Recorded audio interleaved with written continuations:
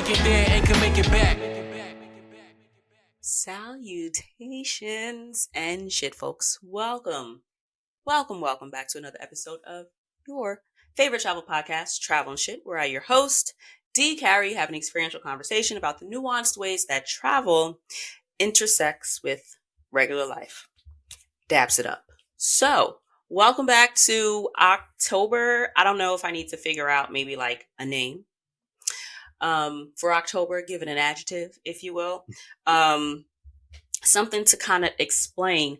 And I think that the best way to kind of dive into it is roll back to maybe 4 minutes ago. I would have said 30 seconds ago, but I know I rabbit hole a lot. So I'll say about 4 minutes ago when I was telling my guests what the fuck we'd be talking about, right? And the answer was kind of nothing and everything. So if you are new here, welcome. This happens to be a celebratory time for us over at Travel and Shit, where we are celebrating 5 years. And thank you. I will be introducing my guests. We'll have my guests introduce themselves shortly, but I kind of wanted to just start with a mini explanation. I'm happy to have you here. And that is kind of the essence of what the episodes of October are about. I am happy to have listeners. I am happy to have you here, whether there are 5 of you, 5,000 of you, or 50,000 of you. Y'all pull up and you listen to what I have to say. And I hope you do. Even if you don't, you pull up and you dabble through a little bit of what I have to say, but I appreciate it. And I wanted to show that appreciation by honoring your voices and giving you space to have that conversation on a larger stage, as opposed to in my DMs or on the street or with your friends. I feel that there is something that you can learn from anyone if you ask the right questions. And I am very excited to have you guys here with me this month to have these conversations. So I say all that to say, welcome to my guests. If you are watching on the YouTubes, you can see this handsome face. Please introduce yourself. Hi, everybody. I'm James. I met Carrie through a friend of ours. Hello, Fred. Yeah, exactly. and we've just been stalking each other on Instagram, and this is like the first long conversation we've ever had together. So absolutely, it's a pleasure to finally meet you. Fantastic to finally meet you. And I'll tell you, I've listened to your podcast for a while, and I've listened to other travel podcasts, and they just tend to go by the wayside. So 5 years is no joke. That's a big feat. So I admire you for that. It's very admirable. Thank you very much, and I'm very proud of that 5 years, and I receive that warmly. So to my guest, please introduce yourself. Okay, so like I said, my name is James. I think, as a traveler, I think it's boring just to say what I do as for a living. I used to be a cartoonist for Disney. But what? How fucking cool is that? Yes, are you serious? Yes. Drop the fuck. Bury the lead. I didn't know that. No. Yeah. So that's not the point. But my main vice. It's still so fucking cool. It's cool until you find out that Disney's actually a really big business and you're just a small cog in a machine. Oh no. But anyway, I've traveled a lot throughout my life. I'm half Vietnamese, half Czech, first generation American. So there's a lot of different family that lives all over the world. So I've traveled since a young age. I've been to 54 countries and I speak 3 different languages. So just happy to be here and finally talk to you, Carrie. It's an honor. Thank you for being here. And shout out to 3 fucking languages, because I feel like that's one thing that doesn't get, I feel like the average person kind of can appreciate being able to speak a different, you know what? I don't know. By the average person, we got to remember where I live in the United States. Are you in the U.S.? Are you U.S. based? I'm in the U.S. based in New York. Oh, sweet. So am I. Hold up. So. Good. Oh, it's such Originally, I'll tell you though. Originally, I'm from D.C. From the D.C. area. Okay. And I moved here in '96. Oh, so you've been here how long? I've been here for a long time. Ugh. And I'm ready to fucking go. I'm ready to fucking go. And I never in my life thought I, Mm, me, mm. me would be over New York. I didn't ever see me moving out of Queens. Like, I was Mm. just like, what? Well, I won't say I never saw me moving out of Queens. Roll that back. I never saw myself moving to Long Island. I don't know what it was about Long Island that was just like, absolutely the fuck not. But then I went there for school and it was just like, actually, it's not too terrible. Not interested in going back though. We've progressed. Yeah. But 3 languages, 54 fucking countries. What languages do you speak? So the language I'm most fluent in is Portuguese. Okay. My second ex-wife was Brazilian. Okay. So yeah, we were together for 7 years. But Okay. before that, I spoke Spanish. So my Spanish, my Portuguese is almost fluent. My Spanish Okay. is like intermediate advanced, and then I Mhm. speak French just because I have family in France, and I want to try to curse at them sometimes. So, Okay. yeah. So you lied. So 4 languages. Oh, I mean, yeah. Well, I mean, if you consider English a language, I don't know, like Well, yeah. I mean, if you're in France, the way we it's the talk 4th. about it, no, I don't know. Right. Yeah. And that's where I mean, like, I feel like it's kind of the first thing that I think of when I say, well, when I correct myself Mm. for beginning to say, I think the average person can appreciate being able to speak different languages. Mhm. And I pause because it always grinds my fucking gears Mm. when someone will say, well, you're in America, speak English. Yeah. Bruh. Yeah. And I feel like these are the same people that go to different countries and expect to be serviced in Hmm. English, expect for all the amenities Hmm. and the Yeah. travel accoutrement, if you will, to be catered to their American tastes and Sure. desires. And so it's more fair to say that the average reasonable person can appreciate being able to speak different languages. I only speak fucking English. And I took, funny enough, Oh. I basically aced the Spanish regions. Okay. Oh, Let's there you just go. slide that in there. So then, I got no like one a can. 98 That's fantastic. on the Spanish regions. That was over 20 years ago, I think, at this point. Yes, well over 20. Not well. Maybe like 22, 23, but 20 years ago took that test. Don't ask me how I got to 98 because I was like, better like, yo no say. But the one thing I do remember, and then I always laugh at, en la boca será no entramoscas. Mr. Resigna.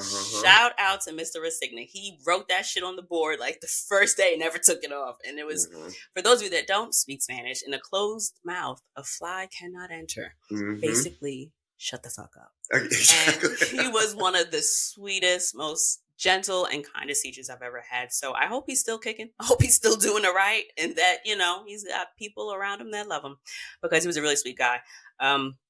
But I don't speak no other languages. Well, did you learn them? What was your question? Yeah. So, well, the thing is, just to talk about like what you were talking about is I think, being able to speak another language actually like helps you understand where people are coming from more. It opens a lot of doors. I'll give you an example. Like I was in Nicaragua once on a surf trip with some friends, and I think sometimes Americans, especially when they go to South American countries, Central American countries, they have an image of who a Central or South American person is. And I was talking to the driver as he's driving us around Nicaragua, and he says to me like he had a law degree and blah blah blah. Just he's an educated guy. Like it just happens that he makes more driving tourists around, right? And the guys with me, they didn't speak any Spanish, so like to them, this guy is just a driver, And for me, it was interesting to find out about this guy's family level of education. Like we started talking about issues about opportunities, things going on in the country. So I think you don't have to speak another language, but I think it does open a lot of doors that previously would not be open to anybody who doesn't, can't communicate with people that way. So I think it is nice to highlight that it also, like outside of safety, right?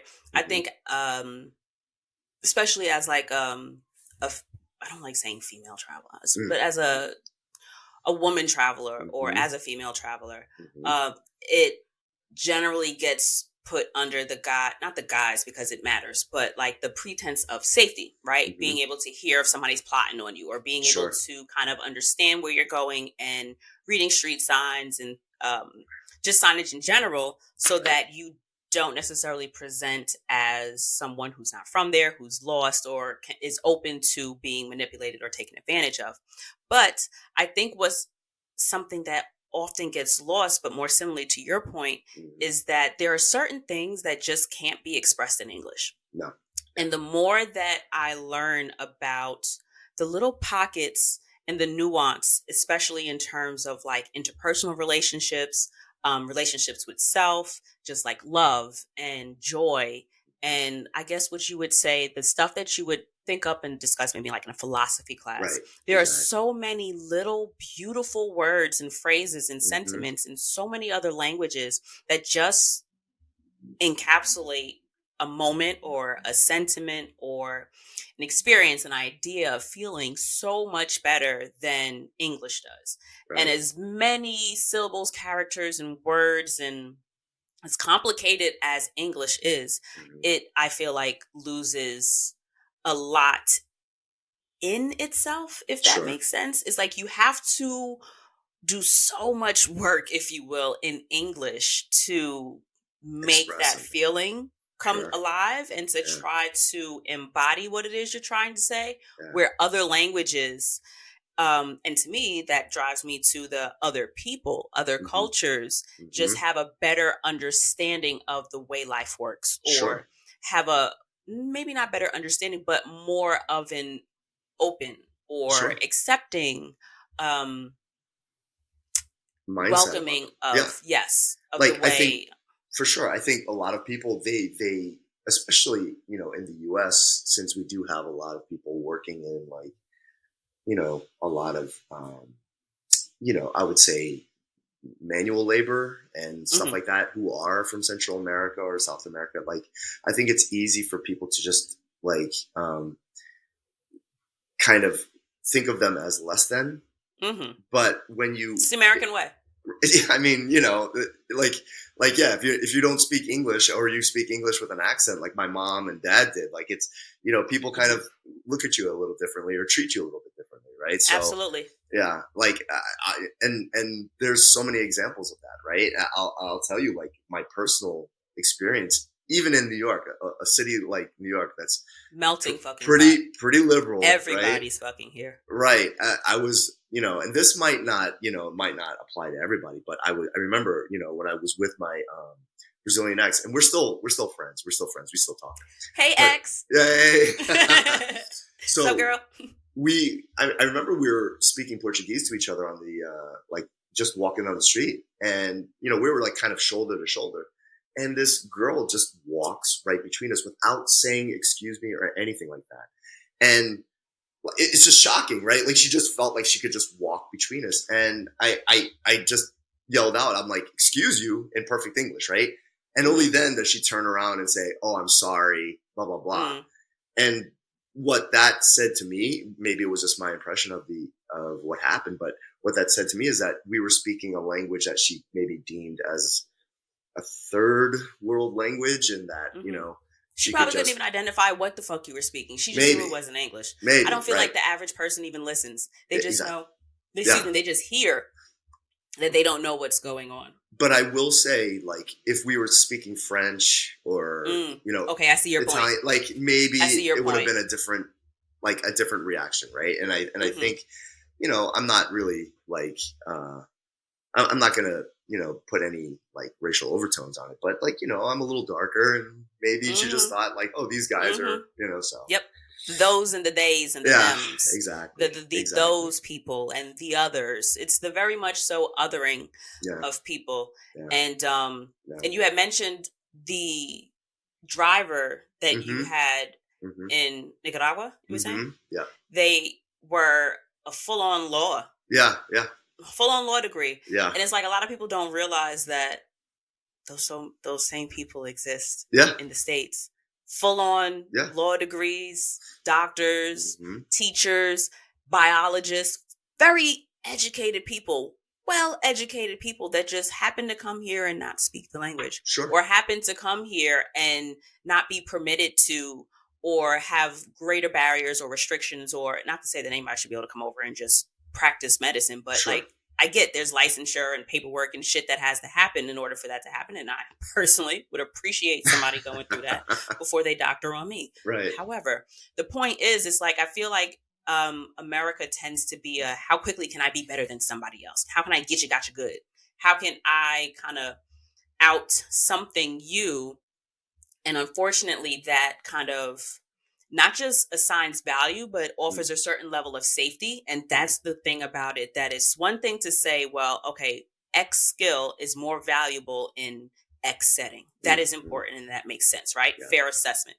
However, how can I find a way that I can be better than X person so that I inherently am safer from X? Mhm. It's just like the nature of this country for me, a black ass woman, a very Mhm. visibly black person. Mhm. Um, how can my interpretation of it, right, Sure. is more of experience of how can I secure my own safety, but in that, but sadly that safety is very much so in many cases aligned with like white supremacy. It's just like, well, how can I not be the other in this case?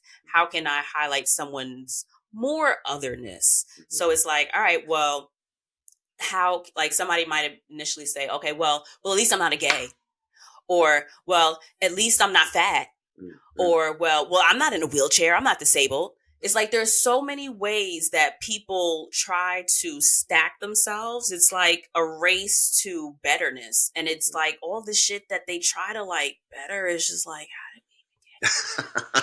like how was this the metric, right? It's like what, and I don't got no political science degree, so we ain't Mhm. gonna go further into that than that. But it's just very sad, and it's not that this doesn't exist in other places. Right. The Right. world is full of shit. Like, we Sure. could open up any publication, Sure. scroll through anybody's feed. You could Sure. be in Czech Twitter, Nigerian Twitter, Mhm.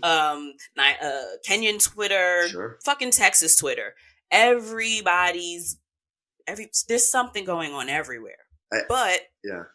go ahead. I kind of think like, if it wasn't like, I think the U.S. it's very unique in that, our history and our history of immigration, like me, like I'm half Vietnamese, half Czech, but 100% American, right? Like Hmm. I think sometimes, the history of the U.S. is so that, race is actually like one way that we discriminate against each other. Then there's also like, economics, but Hmm. I think sometimes that's just us as human beings, right? Like if you see things like in old time Europe, right, where it's like, oh no, you're a chimney sweep, so you're below me, right? Like Hmm. we're the same race, but Right. it, There's always there's something. always something. There's There's always always something. fucking something. The Always name of the something. game is Yeah. just how can you be better than somebody else? It's not even like you're trying to be a better cook. I You're not was even trying to be a better mechanic. exactly. I mean, and you see, like you said, you see that in other areas of the world. I remember I was in Sri Lanka, and a lot of it is just based on like religious Mm, backgrounds, like like so like most of them are Buddhist, and they're like, yo, but I hate Muslims, and I'm like, right. I'm just like, okay, whatever, man. Like, Right. Not my story. Okay. What'd you got say? I don't it, know. understood, So yeah, like, Everyone wants to be better. sure, Copy. sure. Heard you There's loud and clear. always something. There's always something. But I will say that I think like, you know, and and I understand what you talk about when you talk about New York. It's getting a lot harder, But I always come back to New York because even throughout all my travels, there's no place like here. Like the mix, just the amount of people, the energy of the city. Like I just feel like even on the subway, people like you can see people of different races, different economic backgrounds, like living on top of each other and dealing with the same shit, like dealing with the MTA, right? So it's like Everybody hates the MTA. so yeah, Every like single last one of us. If you gotta be on that bitch, you hate the bitch. I You know. had to be on the bitch. Especially on the weekends, right? You know, when things go express or local and like, you know, so Yeah, that's one burden. I am so glad to have never. I've always had a car. I remember the day when I used to dream of riding the train. So I'm a Queens girl. And unfortunately, I'm in two-tier Queens, two fare zone Queens. So what that means, people who don't know, is that everyone likes to think that New York City is the place where everybody just hops on the train and it's all go, go, go. Not everywhere has a train accessible. Right. And Queens is one of the 5 boroughs of New York City. We won't even shit on Staten Island this conversation, but just know you can if you want. we all got real heat for Staten Island. Why is they really a borough? Honestly, I'd personally take Long Island before Staten Island, but nobody asked. Back to what I was saying. Also, because considering we're on the same landmass as Long Island any fucking way, whose decision was that? Don't know, not going there. But in New York, there are mostly Brooklyn, mostly Queens. Staten Island also has that issue, but we don't count them. Some parts of the Bronx, but for the most part, there are certain little pockets in. I can't even think of anywhere in Manhattan that doesn't have accessible trains. There may be some areas that have like maybe 1 line or maybe like 2 lines, but I feel like most of Manhattan is straight. They got trains every fucking where. Yeah. But in certain areas, there just aren't. The subway isn't available, so you have to take a bus. Yeah. And in some places, you have to walk a little bit to a bus, but for the most part, you can kind of always find a bus someplace, but the bus lines don't necessarily connect you to everything the way the subway line does. It's just a pain in the ass. It's a fucking headache. So I grew up in Queens, so always had a car, and because I had to drive, it's the thing. Yeah. And little me used to want to work in Manhattan, and I used to want to be part of the buzz. And I thought myself to be a metropolitan woman of the world, right? I thought I was going to have a briefcase. I was going to wear fucking power suits. I was going to go to fucking meetings. I was going to have an assistant, and it was going to be very Devil Wears Prada. I was going to be so much nicer, though. I was not going to be very nasty. But I was absolutely going to come in. Donovan, where's the coffee? I don't know why Donovan is my assistant's name, but that's the first thing that came up with. But all of that moving and going, and it just didn't transpire that way, and I am totes cool with it. But not everywhere has trains, and the trains that we do have are all trash. They're all disgusting. They're not on time. It's crazy, work. Right? Like, and they charge so much more. The price keeps going the fuck up. And I just found out everything went up. Yeah, and you've been on public transportation in other parts of the world too, right? Like it's yes. I was in Russia. This is 2018. And I remember, like, you know, like I knew that the subway system there was like, each station has like its own kind of unique decoration. Like, yeah, each station is like, so one station looks like a museum. One station looks like, yeah, it's now, is incredible. This all of Russia or just wherever you in were? Moscow. I was in Moscow and then St. Petersburg, but Moscow, it's like, it's known. Like, you can take a subway tour where you stop off at different stations and each station has a different look. It's incredible. And the trains, and you're thinking like, you know, Russia, right? But then you get there every 2 minutes, on the dot, every 2 minutes, maybe because, you know, back in the day, someone would get shot if they didn't go on time. But like, you know, every 2 minutes, it's quick, it's quiet, it's clean. I mean, Japan's like that. Like, it's crazy. Clean is where you win me. That is my problem. But I will say New York is 24 hours. So, you know, like, try catching like a train like 24 hours in Japan. They are taxing me. I'm paying the taxes. I'm going to be this girl now. I'm paying the fucking taxes. Yeah. The ride is $3 fucking to get anywhere. Y'all have the funds. You're misallocating them. Do not blame them people. Do not blame the staff and their overtime, because them people are fucking working. They are working in the capacity, for the most part, as customer service in in varying degrees, whether you are a motorman, whether you are a conductor, whether you Yeah. are a token agent. I don't know, which I'm hearing they're phasing out. I get it, but the person that's in the little booth or whatever, like, Hmm. let them people get their overtime. It's not even about them. Right. The overall company is just it needs to maybe not be. I would say that it maybe needs to not be privatized, but the state ain't no much better. The state's not better. The city's not better. I know. So where I do we go know. from I here? know. And just, having to compete with rats to get on a train too. They're That's not even another thing. small. They're not I even know. small. They're the size of cats. You know what I mean? Like, I remember there was a rat coming at me one time. I was on the platform.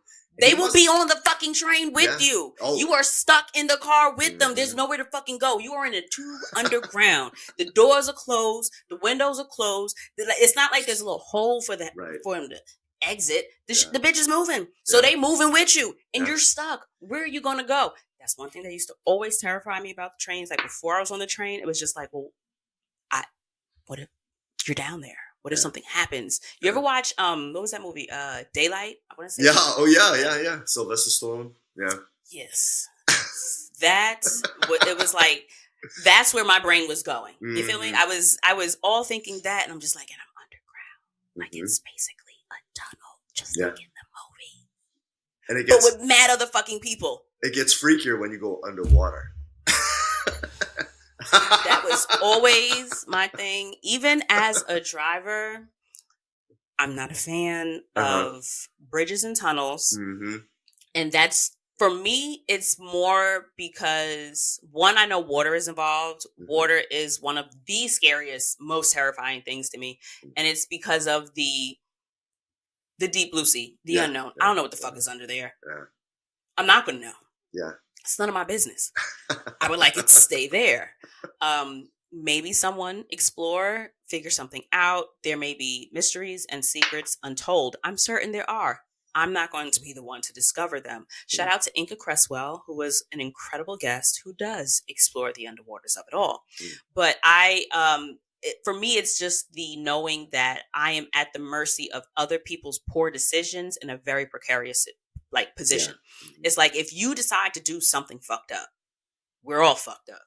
If you, one singular person, accidentally do something fucked up, we're all fucked up. Like, we are literally in this together, and not in the kumbaya after a very sad, scary moment. Yeah, becomes Lord of the Flies. That's when everybody's like, I'm better than you. Hello. It's like, well, you know why you should save me? Go back to that other point. Yeah, you should save me because, I've got this degree, or these kinds of people waiting for me at home, or bitch, if I don't have anybody, guess what? I deserve to be saved, because everyone deserves to be saved. Fuck all y'all, especially on the subway. Exactly. But you're so you're not a cartoonist anymore. Well, no, I still freelance, but illustration work didn't make that much money, but being freelance allows me to. The reason why I do travel a lot is that I can work, and I hope no one that I work with sees this, but I work remotely. You know what I'm saying? So it's very easy to kind of do the work that I do anywhere in the world. So I think we touched on this lightly when we were talking before this. I just got back from Scotland, and I was in Portugal and Scotland it was actually Hawaii, then Portugal, then Scotland, and then down to DC, and then back here for the past month. And that whole time, no interruption in work. But the problem is the work hours, right? So in Hawaii, I'd be waking up at 2 a.m. taking calls, but it works. So you work from 2 a.m. to 10 a.m. and then you have the whole day. You can go to sleep early, at 7, and then get back up. But then when I hit Europe, like Portugal and Scotland, it's 2 p.m. Right, so you're trying to pack everything in the morning and then do everything in the afternoon. So it was a whole different thing. But that aside, it allows me to see the places I want to see, and also not get fired, Right. and Heavy on that part. exactly make the money that I need to make so that I can travel, right? That's the number one thing I spend my money on. Is like, I don't have I'm not married anymore, don't have kids, like, and people always ask me like how I can afford to, travel all the time. And I think those are the main things. I think when you're single, you're free, like you can do whatever you want. And I know, traveling single sometimes scares people, but I think, and a lot of times there's a lot of different experiences that you can have that wouldn't be open to you if you're traveling with someone else. People tend to just walk up to you and talk to you and just, Yes. there was a guy, this is a story, like back in 2007, I was in Japan, and this was my first time in Japan, and I was just walking around. This is my second day in Japan. I was walking around the Imperial Palace, and I'm just taking photos. That sounds like such a flex. Oh no, but this older gentleman, he just comes up to me, Japanese guy, and just starts speaking to me in English, like perfect English. And we had this like great conversation for about an hour, and he's about to leave. And I asked him, I'm like, how did you learn how to speak English? And he's like, well, there used to be this radio show, and I used to listen to it, and it taught Japanese people how to speak English. I'm like, oh, How great. cool. Like he and I, we say goodbye, blah, blah, blah. And then later in the day, I was somewhere in Shibuya. I was like shopping, and I just hear this guy behind me. He just screams out, "Hey, fella!" I look back, and it's another Japanese guy, but he's speaking like perfect English. And we start talking, and it turns out he's born and raised in San Francisco, but Japanese. Came back to Japan, and I'm like, well, what are you doing in Japan? And he says to me, he goes, I used to have a radio show where I taught English. And I looked at him, and I'm like, are you kidding? I was like, how many radio shows were there that taught English? He goes, I was the only one. And it just blew my mind. That is so cool. That's like Famous Amos. That some people had to read and write. But is that in the same day? In the same on the same trip. Like for you to be able to find in a city of what, like 20 million people? Like how does that happen? That you just so fucking cool, right? And that they both found you, and decided to talk to you. Exactly, like that, and that's the type of stuff I'm talking about. Like I have so many crazy stories, and it's I attribute it to like being able to travel on your own. And I know as a guy, and not a small guy, I have an advantage there, right? Because there are countries where, as a woman, I would not recommend someone to go on their own. I've been in situations where, like, I've been in groups where women have been targeted, right? And it's not, I don't want to call any country out, but like, it's not, yeah, exactly. And when you're talking about feeling safe and stuff like that, you can speak all the languages you want, but in that case, I know it's not, So I do understand. I do have an advantage in that respect, being able to travel alone as a man. But still, even that way, traveling alone, there's so many things that it affords you. I think one thing that people tend to trying to think of the right word here, maybe discredit. And not even in like a negative connotation, right? I think that sometimes people don't consider it, if you will. And you're not wrong, but sometimes the smaller stature and the smaller size and the being the person that no one thinks much of allows you kind of the cover of discretion. Sure. Like just being quiet. Sure. Just kind of being small, and not in a reductive small, but in the whole, I don't take up a lot of space. Right. I'm but a snap big. So one thing that I have always known I was good at was dodging, if that makes sense. Like I'm a shit skater. I enjoy it. Okay. But I'm not fucking good at it at all. But I'm very good at avoiding other people. I'm very good at weaving in and out and around and down and contorting and almost so close. Oh my God. All of that. I'm fucking good at it. And I think that that's one of the things that I haven't given enough credit to some of my safety is that I am a person that can take up less space. Sure. I am not perceived as a threat in a lot of situations. Sure. So I know that outside of maybe being someone that someone is not used to seeing, the black face in the crowd, if you're not used to that. Sure. But in other instances when like no one is paying attention to, or if I'm not that other, I think that one thing that women can, not always, because it don't always work, girl. Don't go out there saying I told you this and then think that applies to every situation. But in some situations, it can absolutely work in your favor to not take up as much space. Like I don't know how tall you are. Let's just say 6'3", 225. I'll take 6'3", 225 any day. Do it. There we go. Okay, let's say that's our archetype that we're going with, right? Sounds good. If it comes to looking for someone that knocks something over, or if it comes to someone that may have taken something, or someone to vilify, who do you think they're gonna choose?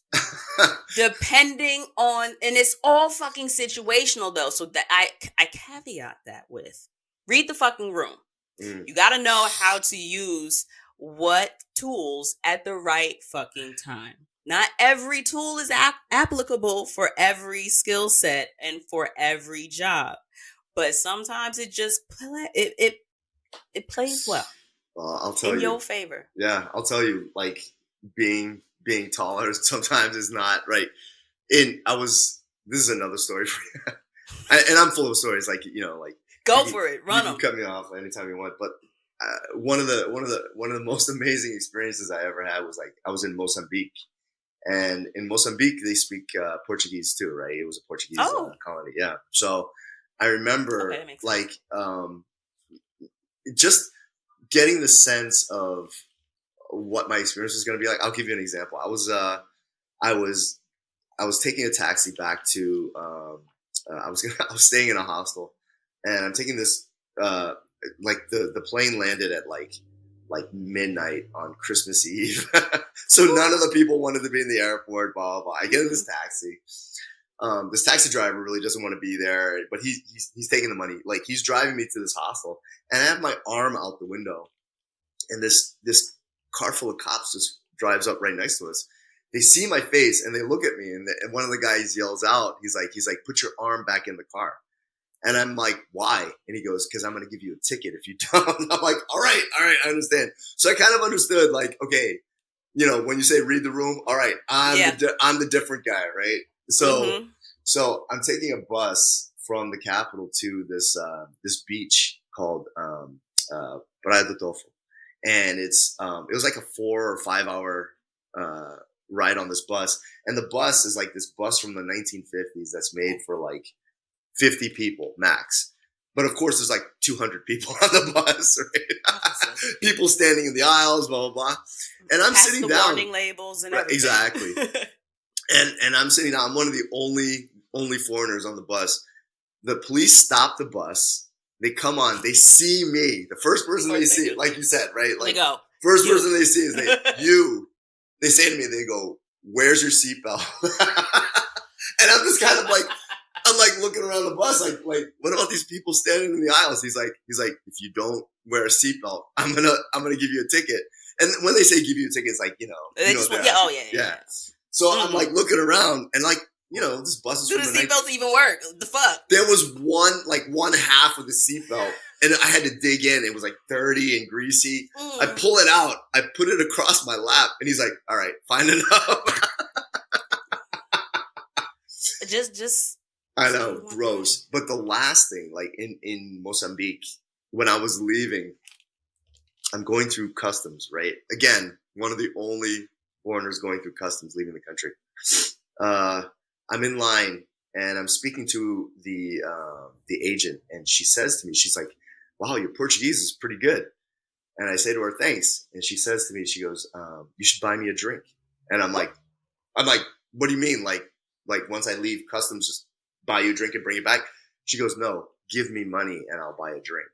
So I know right away she's asking for like money, you know? And at first, you know, as an American, I'm thinking like, you know, go fuck yourself. Like, I'm not going to, you know, right. But then I'm thinking, I'm going to miss it's like, she can make me miss my flight. She can like, she's got the power here. Right. So I'm like, and everybody in the line, they know what's going on. Right. But the cameras, like, don't fuck this up for us, bro. Right. And the cameras don't pick up audio. So she's just saying this out loud. Yeah. Smiling the whole time. I know. And so all I had was like about like $2 worth of whatever money. I forgot what they used. So she takes a bin and then covers it with another bin so that the cameras can't see. And I just throw the money in and I leave. So yes, there are times when it does, you know, it does pay to be like not the center of attention, right? Like not to stand out. Huh. So, and you know what? Real talk. I don't blame these people. Honestly. Look. Get it where you fit in. Like, get your bread. I just don't want it to happen to me. I will say, in fairness, it's kind of like it's kind of like, everything is fine. What's good for the goose is good for the gander. What's good for the geese is good. Whatever that that colloquialism or that saying is like, I get it, right? That's why I try not, and I'm very non-confrontational. I'm not a confrontational person by nature, I don't think. The way I would tell my story. Because I had to take a pause. Think about it. Are you telling the truth? I don't think I would say, I'm not a confrontational person. I'd say 90-10, not a confrontational person. Okay. That being the case, I don't really like haggling people for prices. It's one thing to be like, I'd rather just say, oh, okay, thank you. I'm not paying that. Fuck out of here. But I'm not going to fight you on a price because I understand the tourist tax. Sure. I understand you're not family. And I find that sacred, especially considering that in certain communities that I am in, I will absolutely show more love to the people that are part of that community. Sure. So it's kind of like when you're going out someplace and you're out and about and, you know, you have the opportunity to, it's not to say that you're not going to just randomly be nice to somebody, right? I don't think I tend to withhold kindness, but I feel that in a lot of situations, not in a lot of situations, any chance I fucking get, I'm going to absolutely be nicer or overtly nice or kind to an elder. Sure. Or I'm going to absolutely be, you know, nicest to a Black elder.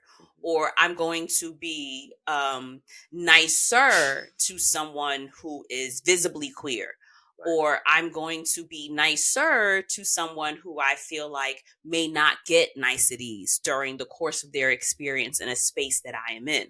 So in fairness, I can't necessarily say that I think people are being abusive or reductive or just shit people by, you know, seizing an opportunity to try to come up on something, because a lot of times tourists will come into these people's countries, especially Americans, and just shit all over the place. Sure. They will shit and just leave it there and expect someone else to clean up their shit. Sure. And I absolutely hate that. And I get that when you see people consistently come into these spaces and disrespect you, your coworkers, the people in line in front and behind them, it's just, I can see how people will kind of just lean themselves to well, if I got the opportunity, why not? Yeah. So I get it.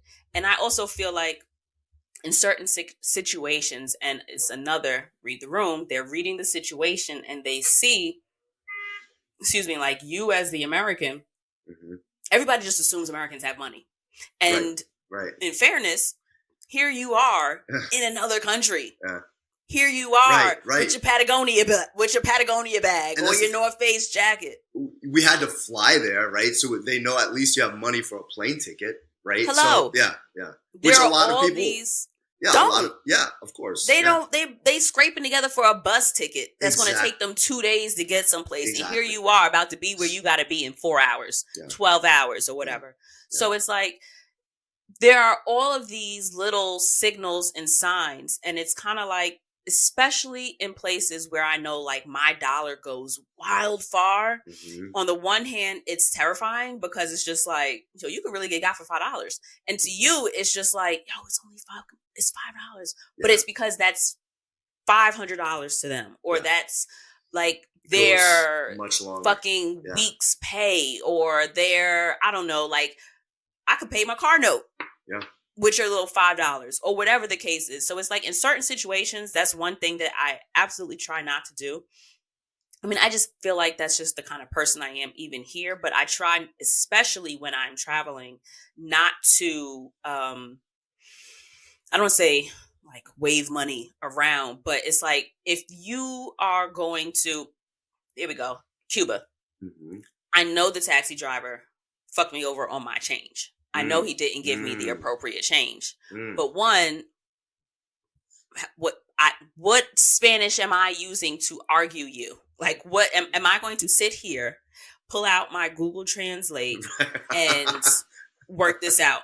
On the one hand, part of that's on me. If I don't know how to count their currency, if I don't know how to give the right currency, or if I'm relying on the niceties and the kindness of other people, or I'm relying on other people to do the right thing in a lot of cases, right? So it's just like, all right, well, in a lot of those situations, it's just like, that's not that's not anybody else's job. You know what I mean? Like, if you don't know how to spend their money, or if you don't know what is the custom there, like the custom there might be like, okay, well, we do exact change so that, we don't expect the cab driver to have 50 singles to give everybody change throughout the day. So these are things that we know because we're from here. So again, name of the game is read the room. It's just, I try not to make big potatoes out of fries. It's like some things just aren't fucking worth it. Is this worth $3 to me? If I know that $3 is going to go a lot further for them than it is going to be for me. I've seen people like especially like in Southeast Asia, like Thailand or Vietnam, like haggling over $1. You know what I mean? And like, it's like, just give them the $1, man. Like, it's not going to kill you. It's not. Right. And people sometimes say, well, but it's not fair to the next person. I'm like, if they can't afford $1, then what are they doing in Vietnam? And then also, that's not your hill. That's not your cross to bear in a lot of cases. Exactly. I feel like that is kind of like, okay, you don't believe that. Because then you would take that up with everything. You know what I mean? It's just like, and then in fairness, certain things I get that if this is like the 5th time it's happened to you, you feel like you might want to speak up for yourself. Sure. Again, conditions, things, I get it. There are other examples, like, whenever I've traveled in places where, like the dollar does go farther, I'm a little more, like you said, a little bit more permissive of like, maybe if someone wants to like add on the tourist tax. The one example though, I will say is like, the first time I went to Vietnam, I went with my mom. This is back in 2005. My mom left Vietnam in 1968. I'm not going to do the math right now, but going back, it was her first time back since 1968. Oh, wow. Yeah. And it was kind of a, I'd always wanted to go back to Vietnam to kind of like get in touch with my roots, and it's the same thing for my mom. But the thing is, they have a term for Vietnamese who left Vietnam during the war. It's called Viet Q.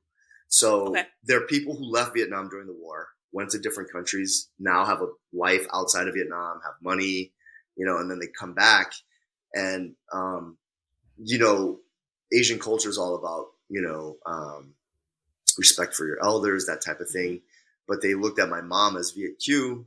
So coming back, what happened was my mom and I, we had gotten visas to go into Cambodia. Ooh. And then as we're coming back to Cambodia, they let me in, because they know I'm half Vietnamese. They don't question that. But they stopped my mom at the border. She had the same visa as I did. And I remember the border guard was telling her, he's like, look, something's wrong with your visa. You're going to have to pay me $50. And my mom was saying like, well, why? He and I, we have the same visa. He goes, no, he's like, if you want to get through, you have to pay me $50. So Wild. there are examples of that, right? Like where it's like, I can understand haggling for some, not haggling over like small stuff like that, but then sometimes, that tourist tax, you just have to pay it just because otherwise you're not going to get what do you want to anywhere. deal? And then that's another thing. Like, what all do you want to deal with? How much smoke what are you willing to eat for this? How is this the hill you are willing to die on? Is this worth your entire vacation? Right. $50. Is this worth all the money, the energy, the 16 hours you spent on the plane with somebody's baby crying in the back, or with the smelly guy 2 seats up? Like, what's worth it to you? I don't. Sometimes it's not. And it's really not. Sometimes, it's you just have to like chalk it up to like that's how it works, and then just move on. And you are right. We're privileged in that way that we get to travel. I met when I was in Rio. This was a while back. I was in Rio. This is like 2015, 2016. And I met a woman. She must have been like 60 something. And she was saying to me, this was the first time she'd ever been to the beach because she lived in the interior of Rio. Oh, wow. At 60, and I said to her like why? And she goes, I never had enough money to buy a bus ticket to get to the beach. And it's just it's like here you don't think twice, right? Like for us to take the bus somewhere, it's like probably the cheapest mode of transportation, right? But for them, it was just like and that's out of reach. And that's crazy. Like I remember my ex, her mom had never been on a plane, and she was like 60 something. You know what I mean? It's we are very privileged to have that be an option for us. And you talk about Cuba, some of those people can never leave the country. No matter how much money they got. I mean, depending, but like. That option is just not on how the table. Educated you are, how experienced you are, how talented you are. It's so hard to get out of a lot of places. A lot of things is kind of like who you know. Yeah. Who are you connected to? Who are you related to? And it's that, sadly, it's just like efforts mean nothing. Skill set and what's the word? It's not merit based. No. It's not. There is no meritocracy in a lot of places. And to your point, back when you were saying, I forgot where you said you were, but you were saying this might have been actually Nicaragua, because you were saying the guy was actually a taxi driver because he made more. Yeah. In Cuba, you see that in Cuba too, right? Like tons of people doing that stuff. I ended up going to like a day tour, like one of the Airbnb things that you do. Yeah. And it was a nature tour, and we ended up doing, it was one of the best days of my life. It was, I call it my day of firsts. I did so many things for the first time that day. And we were talking to one of the hosts, and both she and her husband are biologists. Yeah. Like, but whole ass biology degrees. Yeah. And this is coming from someone who took bio in high school and also did very well on that Regents. Thank you. Pat self on back. Shout out to that lady. I cannot remember that teacher's name, but she was a good one. But I still like to say, bio ain't fucking easy. No. And they have full on biology degrees, able to give tours, explain things, point it out, say what everything is. God bless them. But they make the same as a bus driver, as a nail tech, or as a cashier. It's just everybody makes the same. Right. And then you have service industries like your taxi drivers that will make fucking more because you've got your tourists and you are always in demand. Yeah. So it's just like you can be as wildly skilled or as wildly talented as no one else. Right. It could be you, one of one. Right. And unfortunately, that's just not how where you live happens to fucking work. Yeah. And I get why people want to be other places and leave their country, their semblance of safety for opportunity. Like I get it, but and me being the son of immigrants, because of like war, I completely understand that, and Hmm. just Cuba itself, like I loved my time in Cuba. I've been there like 3 times actually, Mm, but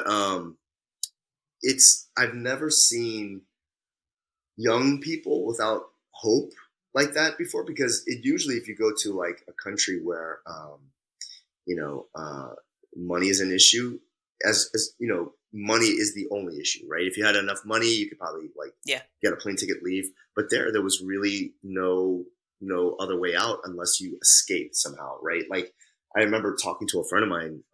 She's a waitress in a cafe there, but she's a civil engineer. She said to me, she goes, like I make more money working in this cafe, but what am I Hmm. going to do when I'm 50 or 60? Like, am I going to be just working in a cafe for the rest of my life? You know what I mean? Like, Right. and it really hurts you to like, it's one thing to see people with no money say that, but to see someone who has so much potential, Yeah. so much education that with no possibility of anything, right? It's really Yeah. heartbreaking. Question for you. Mm. What do you think your experience as the son of immigrants, Mhm. if any, has had on the way you travel? I think, number one, I'm always identified as an American, right? Mhm. Whenever I go anywhere, the way I speak, the way I dress, the way I act, because I was born and raised here, right? Is one thing. I'm always identified as an American. But um, as an immigrant, I do see the promise of the U.S. that a lot of people who are born here, who aren't like first generation Americans, kind of negate. So I'll say this, like um, I think it gives you a different perspective on what it is to be an American, because I've been called racial stuff before, Mhm. and not just by the white patriarchy. Like I grew up in DC. Yeah. DC is like 60% black, so I like Mhm. I've been racially like uh, you know I've had that come at me from different sides, but what it does is that it gives you a bigger view as to like what the potential is for the U.S. This is a very roundabout way of like saying I think you know the U.S. with all its racial problems, I think there's so much promise here. And to give you an example, I'm gonna and I always talk in stories. Like when I was in France, visiting my cousins there, France, Vietnam was a French colony, so my Vietnamese side of my family, they lived there, and Okay. we were talking about I had a trip to Morocco coming, and I feel like you know, especially in Europe, depending on where you are, things can be very racially separated, and I think Mhm. in the U.S., even though we do have a lot of racial problems, you know, you don't see a lot of like a government or you know local government like policies where they're trying to separate races, you know what I mean? Especially like in New York, you don't see that at all, right? Like you see communities coming together like Chinatown or blah blah, blah, like Greek areas of like Astoria and stuff like that. But it's not because like the government's placing somebody in there. Like I remember I was talking to my cousin about visiting Morocco, and we're driving through this area, and he's like, "Why go to Morocco? You can go see Moroccan people here." And it was like a Moroccan neighborhood, and it was very like Okay. this kind of separate mentality. The other thing I see is that you know like in the U.S. you know even people from first world countries, like I had a friend from Germany, and he immigrated to the U.S. and I asked him like why would you Why? well, yeah, why would you immigrate to the U.S.? Like Germany has it pretty good. And he said like, well, look, even in Germany the thinking is very old school. He's like, if you're born in a blue collar family, you're expected to remain blue collar. Like, oh, Okay. you're going to be a construction worker for the rest of your life. Whereas, like in the U.S., even if you don't make it as a first generation, like, um, your kids have a potential of Right. growing up to be something else. And I do see that.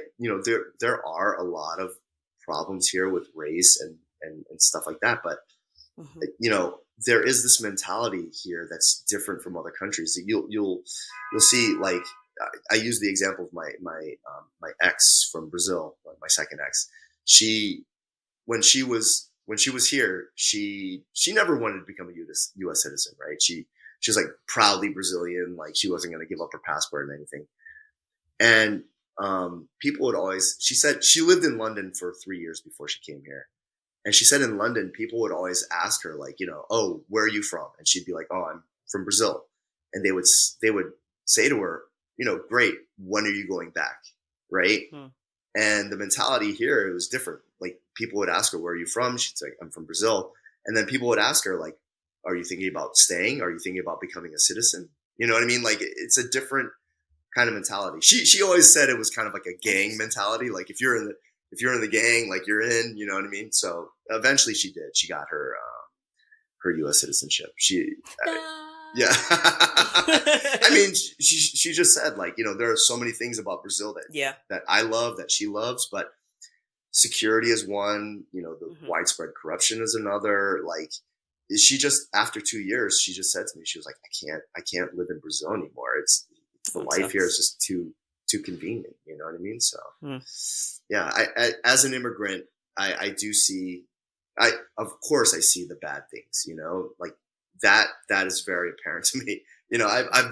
I've seen people ask my mom if she speaks English, and like, like the attitude that Asians get a lot of times are like, you're like, why are you here? Like, go back to your country. You know what I mean?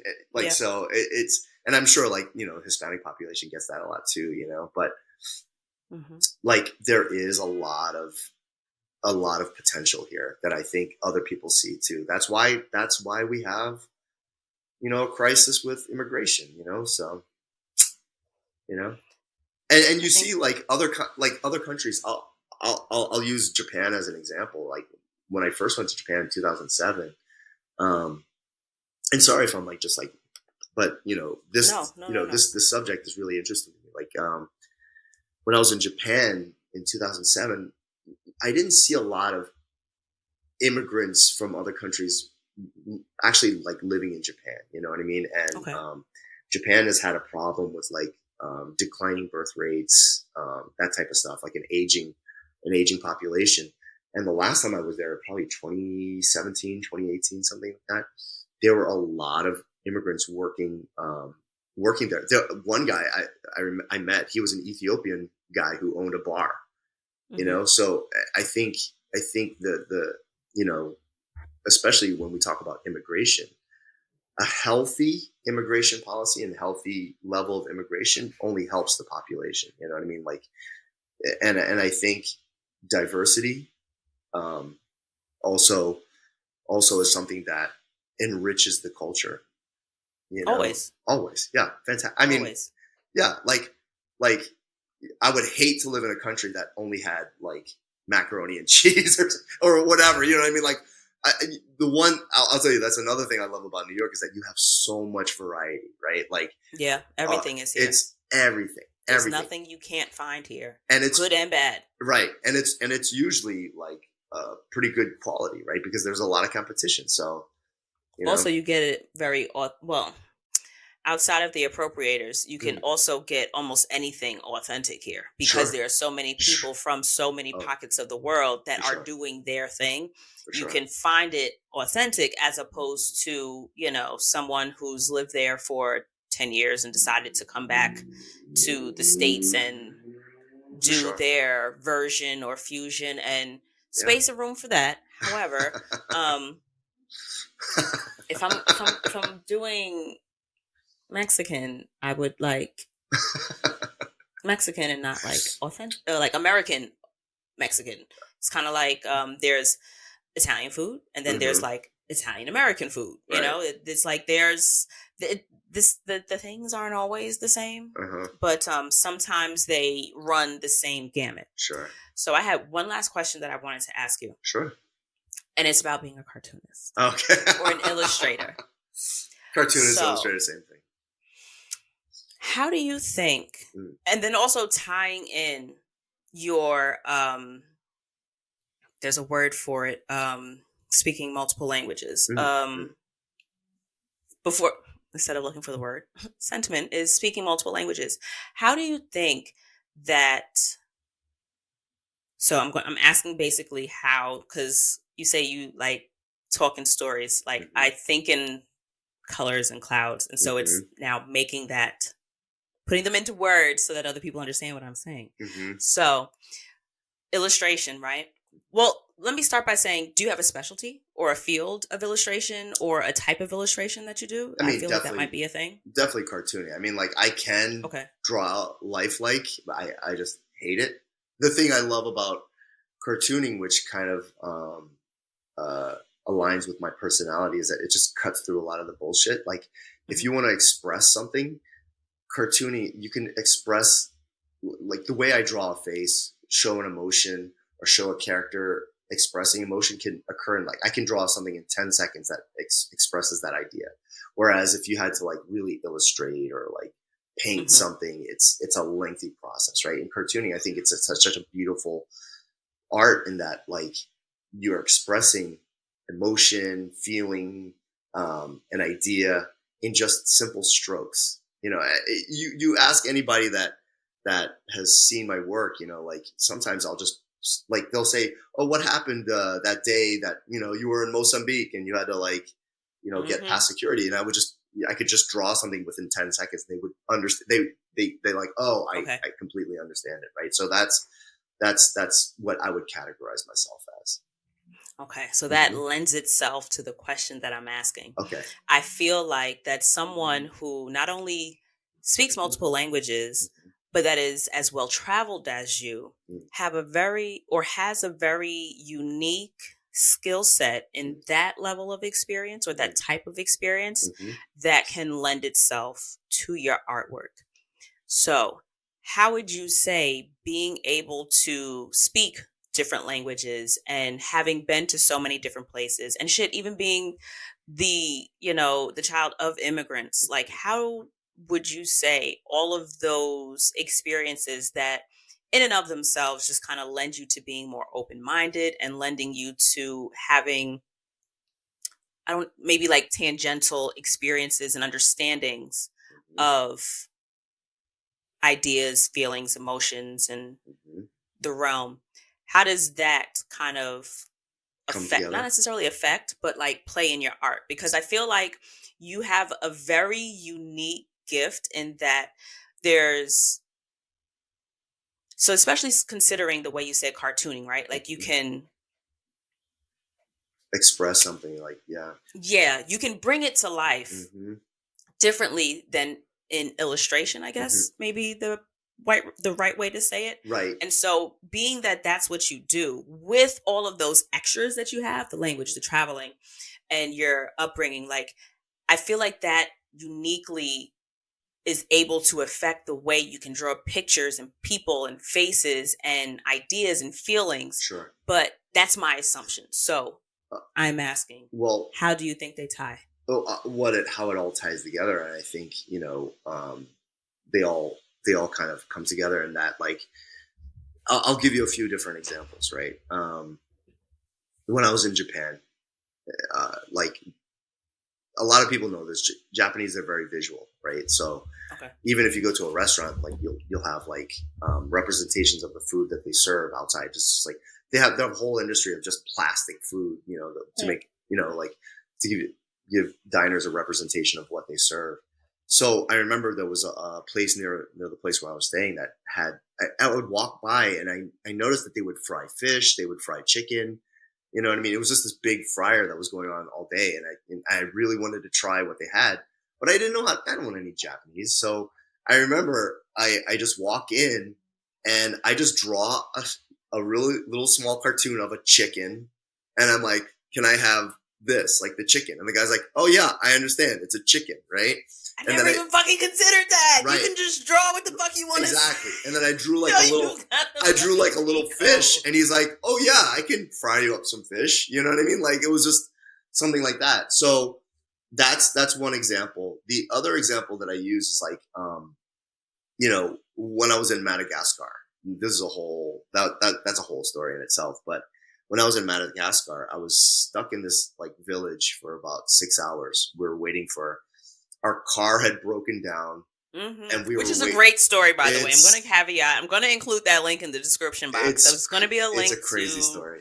and it has your illustrations in it also, Exactly. which are fucking fantastic and entertaining in and Thanks. of themselves, in Thanks. addition to the story. So that'll be in Thanks. the description box. Make sure y'all check it out. It's only like 6 minutes long, and it's Yeah, a great 6 it's minutes. a But go ahead. crazy story. But yeah, our car had broken down, and we were waiting for the driver's friend to pick us up from another village.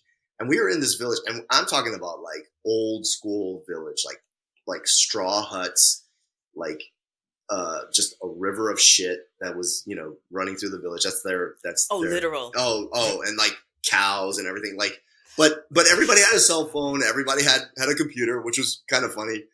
And they had seen they've seen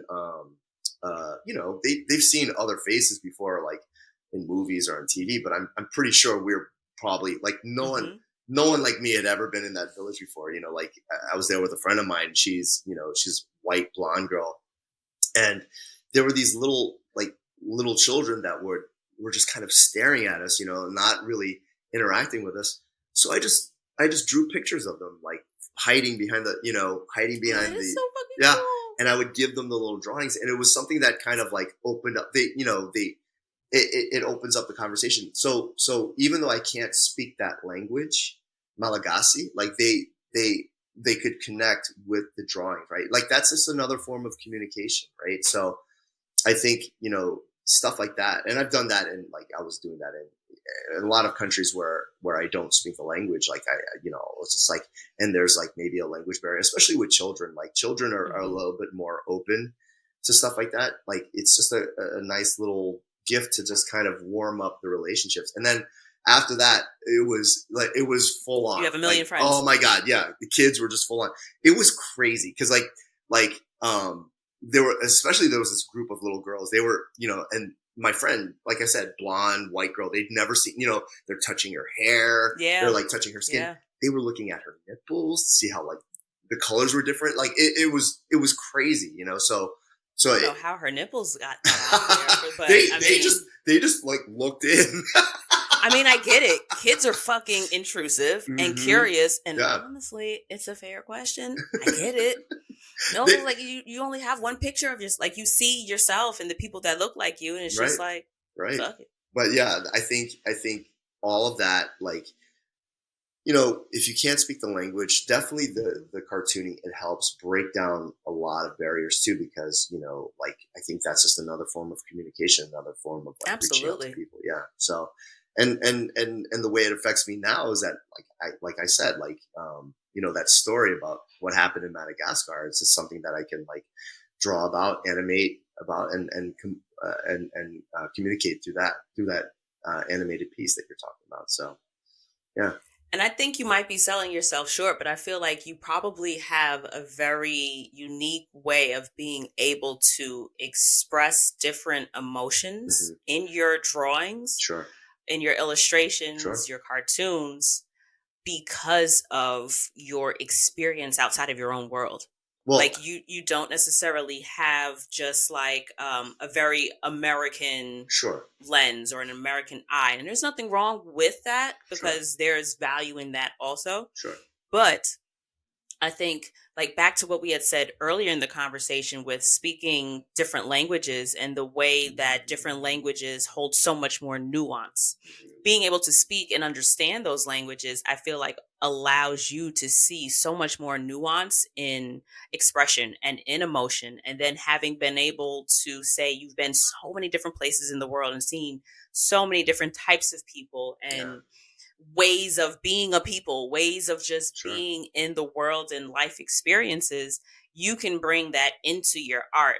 And I think that sometimes people look at travel as just kind of like a a collection of passport stamps. And it's part of that journey through being a traveler, if you will. You start like, oh, I've been here, I've done this, I've done that, but it's like, okay, there's nothing wrong with that. Like, gradual steps, everybody gets where they're going differently, right? But I think that one thing people don't necessarily consider maybe 1 through 4 or 1 through 5 that I love and enjoy noting, if you will, is that travel is so much more than vacation. Sure. And there are so many benefits to travel that come tangential to the vacation of it all, to the rest, to the refreshing and the, renewing of whatever it is you wanted to shift or realign or adjust in your life. But I think that if you allow it, being in these different places gives you the opportunity to see yourself in an entirely new light. Sure. And it also allows you to see and experience people differently just because you're on their ground, like you Right. in their house. So if you open yourself to it and if you respectfully allow yourself to just be a visitor instead of kind of just Right. through other people's shit, Yeah. you know what I mean? It's just like, just be quiet. Yeah. Be present in the spaces and enjoy the different, enjoy the nuance, and enjoy and try to absorb what these other places and what these people have to offer, because it's only going to enrich and like add to what you already bring to the table if you allow it to. Sure. So James, thank you so much. No problem. Thank you so very much. I'm so happy to finally finally chat with you. Because I know, we stalk each other on Instagram, and we send comments sometimes on our photos, and I love watching like looking at your posts about where you're traveling and stuff like that. So it's always great to connect, like in real life. Absolutely. Right.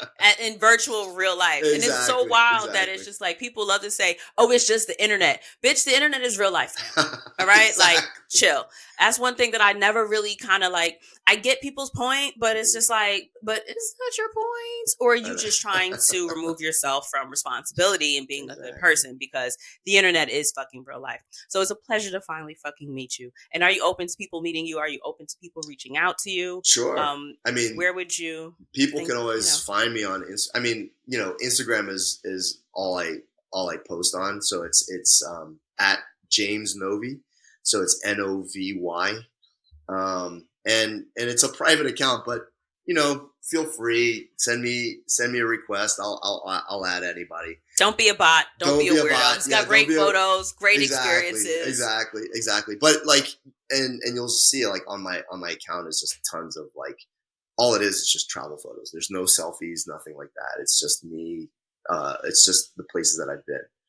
So it is a great account of that you have been. Thank you. James, thank you so much for rocking with me. Thank you so much for coming and talking to everybody. Guys, I hope you enjoyed this conversation. I hope you are enjoying this series of just regular fucking people. Like, there's so much to be gathered from the world if you just fucking talk to people. And the same, you could literally, unliterally, actually, but semblance of having your own kind of podcast if you want, but just fucking talk to people. Sure. Talk to people. The person next to you on the trap. Oddly enough, I don't want to say I only, but I talk more to people in my travels than I do at home. I get the difference. But the point is, you can learn something from anyone if you ask the right questions, and you can absolutely gain so much more from vacation if you open yourself up to the opportunities. So speaking to people, especially on your vacations, can open you up to your vacation being more than just a vacation and it being a life experience. So I appreciate you guys being here and enjoying these conversations with us every week. And I hope to see you guys next week. That's it. Bye, y'all.